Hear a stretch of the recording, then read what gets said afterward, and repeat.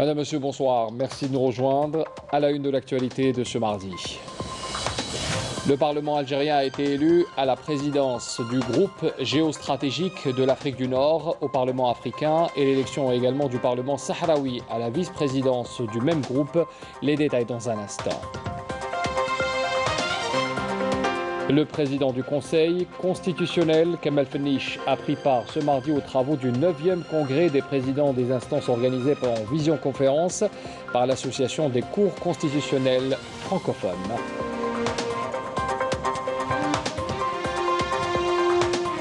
Et puis à l'instar des autres pays du monde, les peuples africains célèbrent aujourd'hui la journée mondiale de l'Afrique pour commémorer la fondation de l'Organisation de l'Unité africaine.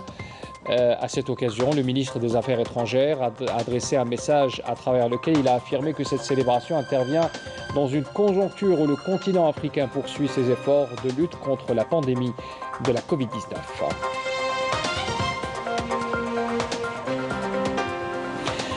Bienvenue à tous. Le Parlement algérien a été donc élu à la tête du groupe géopolitique pour l'Afrique du Nord au Parlement africain.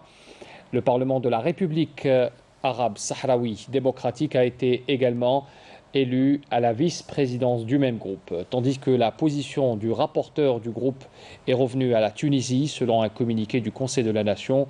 La même source explique que dans le cadre des activités de la 4e session ordinaire de la 5e législature du Parlement africain, le groupe géopolitique d'Afrique du Nord s'est réuni aujourd'hui pour se concerter sur les candidatures présentées au nom du groupe et à occuper bien sûr des postes dans les organes et comités du Parlement africain. C'est ce qu'indique le communiqué donc, de la République islamique de Mauritanie et un autre membre du Parlement de l'État libyen qui se sont portés candidats pour le poste de vice-président du Parlement africain, à condition que le vote ait lieu en séance plénière.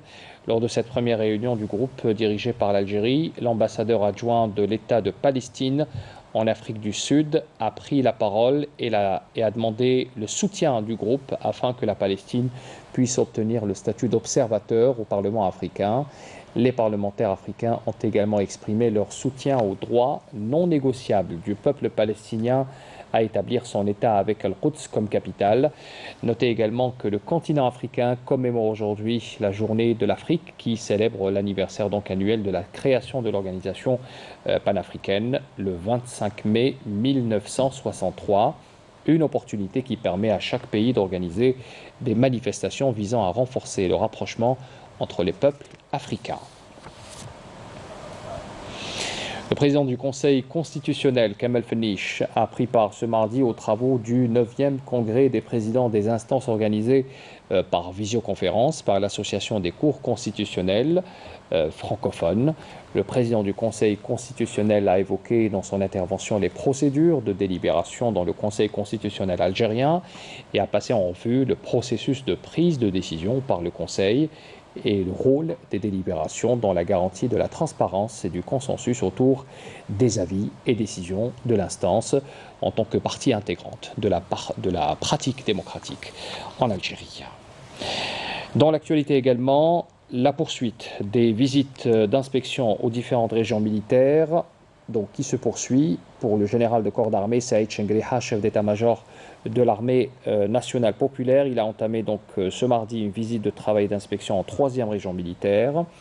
La visite a été entamée au secteur opérationnel sud, Tindouf, où après la cérémonie d'accueil, le général de corps d'armée a tenu en compagnie du général-major Mostafa Smali, commandant de la 3e région militaire, une rencontre avec les commandants et cadres des unités déployées dans ce secteur opérationnel névralgique et a dispensé donc également une série d'instructions qui portent dans leur ensemble sur la nécessité de renforcer les facteurs de la disponibilité opérationnelle et de se tenir prêt à faire face aux différentes formes et menaces, quelle que soit leur nature ou leur origine, outre le de faire preuve des plus hauts degrés de vigilance et de précaution.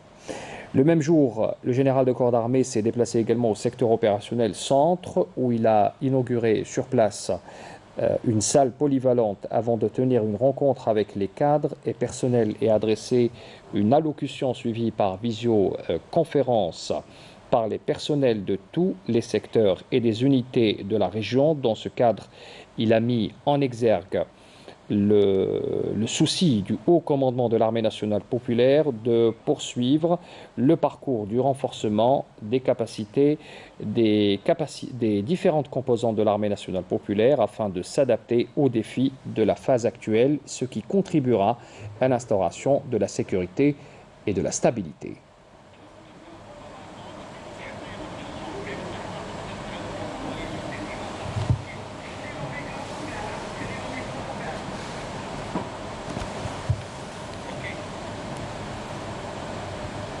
Et vous voyez à l'instant donc les images de l'entame de la visite du général de corps d'armée en 3e région militaire. Saïd Chengreha donc s'est déplacé donc en compagnie du général-major Mostafa Smali, commandant de la 3e région militaire, notamment au secteur opérationnel sud de Tindouf. Il avait tenu une rencontre avec les commandants et cadres des unités déployées dans ce secteur opérationnel névralgique. Il avait dispensé sur place une série d'instructions qui portent dans l'ensemble sur la nécessité de renforcer les facteurs de la disponibilité opérationnelle et de se tenir prêt, surtout, à faire face aux différentes formes de menaces, quelle que soit leur nature ou leur origine, outre le faire également des plus hauts degrés de vigilance et de précaution. Et vous voyez également le général de corps d'armée qui s'est également déplacé au secteur opérationnel centre. Il avait inauguré sur place cette salle polyvalente avant de tenir une rencontre également avec les cadres et personnels sur place.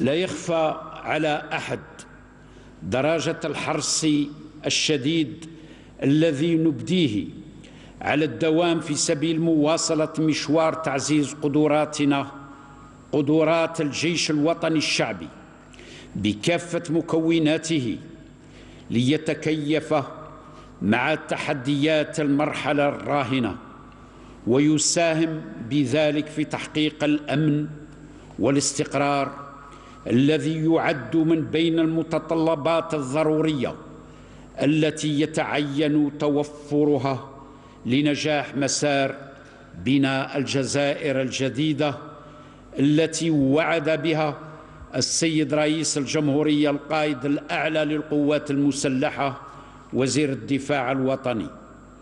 فضلا عن ذلك فقد عملنا ولا نزال نعمل على ترسيخ الأخلاقيات العسكرية وقيم تقديس العمل والنزاهة والإخلاص والولاء المطلق للوطن دون سواه في نفوس العسكريين، علاوة على تقوية عرى التواصل بينهم وبين المواطنين، مما عزز من ثقة الشعب الجزائري في قوته المسلحة، إيمانا منا أن هذه الثقة الغالية هي الضمانة الأكيدة للتلاحم والتضامن بين الجيش وعمقه الشعبي. فمن وحي هذا العمق الشعبي الذي يعد شرطا أساسيا لرفع الرهانات المطروحة اليوم على جميع الأصعدة والمجالات، يحرص الجيش الوطني الشعبي على مواصلة أداء مهامه الدستورية النبيلة، معبرا أن شغله الشاغل في خضم هذه الظروف التي تشهدها منطقتنا الإقليمية هو تأمين الجزائر أرضاً وشعباً وحفظ استقرارها واستقلالها وسيادتها الوطنية.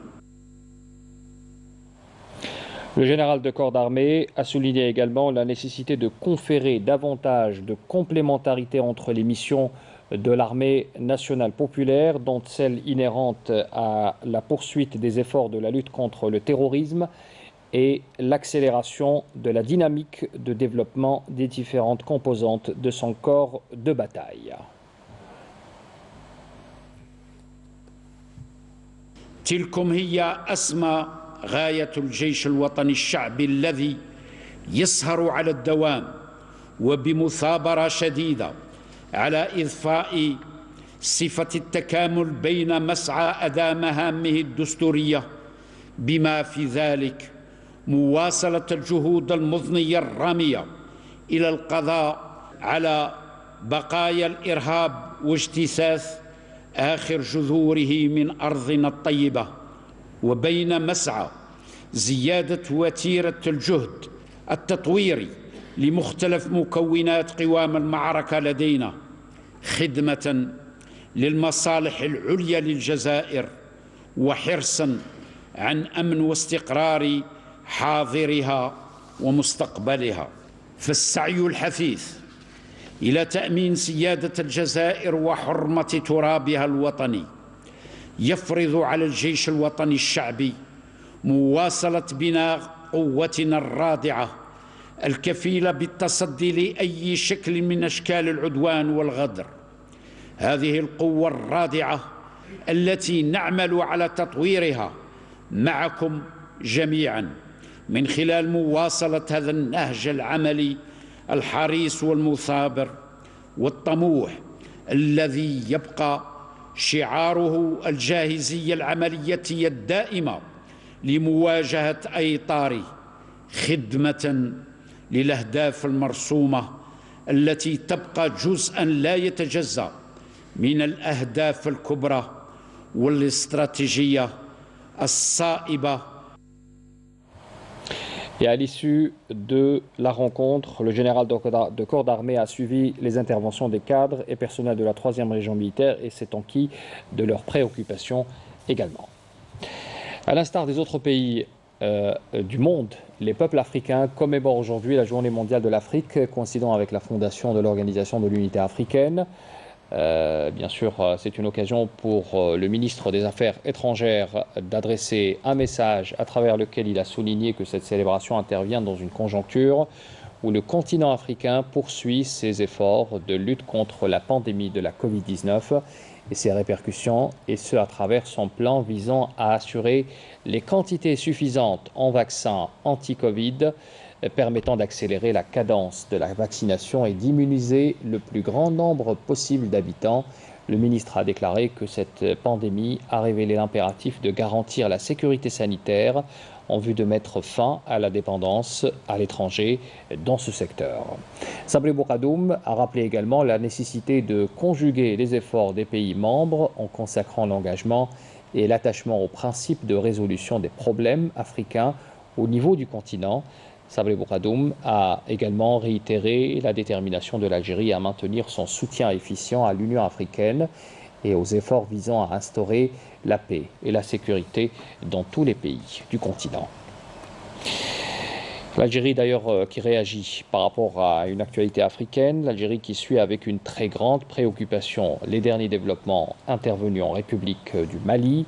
C'est ce qu'a exprimé ce mardi, ce que exprime donc le communiqué aujourd'hui du ministère des Affaires étrangères qui condamne avec une condamnation ferme et rejette toute forme d'action visant à changer le gouvernement au Mali par la force, en violation du principe cardinal de l'Union africaine en la matière, appelant les acteurs maliens à privilégier le dialogue pour un déroulement paisible de la transition.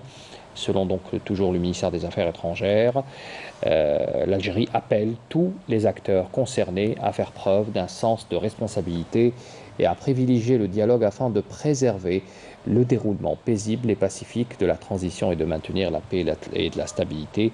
L'Algérie réaffirme son soutien aux autorités maliennes de transition sous le leadership du chef de l'État Ban Dao, auquel elle n'a cessé d'apporter un appui multiforme en vue d'aboutir au retour définitif de l'ordre constitutionnel sur la base des engagements souscrits au terme de la charte de transition adoptée le 12 septembre 2020 et entérinée par l'ONU et l'Union africaine ainsi que la CEDEAO, ajoute encore le même communiqué. Le Mali, justement, avec cette situation qui est tendue depuis l'annonce hier du nouveau gouvernement, le président et le premier ministre de la transition, Ban Dao et Mokhtar Ouane, ont été conduits sous la contrainte par des soldats au camp militaire de Kati, près de Bamako, dans un apparent coup de force. L'homme fort du pouvoir malien, le colonel Assimi Goïta, a indiqué ce mardi avoir déchargé le président, le premier ministre de transition de leurs prérogatives, et dans ce qui s'apparente à un deuxième putsch en 9 mois, suscitant une vaste réprobation internationale et la menace de premières sanctions. Les appels à la libération immédiate et inconditionnelle des personnes arrêtées et à un retour à la transition politique devant ramener les civils au pouvoir se sont succédés de la part de la mission de l'ONU au Mali, la MINUSMA, et de l'Union africaine également. Le khalifa général de la Tariqa Tijaniya, Cheikh Ali Ben Arbi, s'est rendu au Tchad pour présenter ses condoléances au président du conseil militaire de transition, Mohamed Idriss Déby, suite au décès de son père, et ses condoléances également aux adeptes de la Tariqa Tijaniya au Tchad pour le décès de leur président. À son arrivée, le khalifa général de la Tariqa Tijaniya était accueilli par le président du Haut Conseil islamique tchadien, le docteur Mohamed Keitar, et le conseiller du président du Conseil de transition donc tchadien, Djibril Saïd, en présence de l'ambassadeur algérien au Tchad. À l'accueil du khalifa général de la Tariqa Tijaniya étaient présents également les représentants des différentes tribus ainsi que les adeptes de la Tariqa dans ce pays. Un réseau criminel composé de 6 individus a été démantelé ce lundi au niveau de la deuxième frontière de la zone frontière de Oued Bounaïm, commune de Bab el-Assa, daïra de Mernia Tlemcen, par les services de la gendarmerie nationale et des gardes frontières, selon un communiqué du ministère de la Défense nationale. Selon le même communiqué, les individus arrêtés avaient en leur possession d'énormes sommes d'argent en monnaie nationale, des billets de 1000 et de 2000 dinars, s'élevant à 4 milliards et 108,5 millions de centimes, dont une partie en faux billets estimés à plus de 3 milliards et 93 millions de centimes qu'ils ont tenté d'introduire et faire circuler avec la complicité des réseaux criminels marocains. On parle également ce soir de l'Afrique d'un point de vue économique, avec cet événement qui a drainé 150 exposants dans 14 pays africains qui ont pris part donc au premier salon import-export interafricain, le IMPEX 2021. L'objectif est de permettre aux opérateurs économiques du continent d'échanger dans le domaine du partenariat et de l'investissement. Yamina Saïdji. Le premier salon d'import-export africain a compté la participation de plus de 80 entreprises algériennes ainsi que les représentants de 15 pays africains. En marge de la cérémonie d'ouverture, le secrétaire général du ministère du Commerce a affirmé que les exportations algériennes hors hydrocarbures pourraient atteindre les 5 milliards de dollars d'ici la fin 2021. C'est 3 000 milliards de dollars. C'est-à-dire l'objectif tracé par l'Ittihad الافريقي. وان شاء الله الجزائر يكون عندها une part importante في هذا les 3 000 milliards. On va les réaliser Inch'Allah, sauf que on a revu à la baisse, c'est par rapport à la conjoncture actuelle. Sérieux, la pandémie elle nous a énormément bloqués et malgré ça et en pleine pandémie, درنا quand même avant c'était 2 milliards de dollars, on a وصلنا ل 4 milliards de dollars.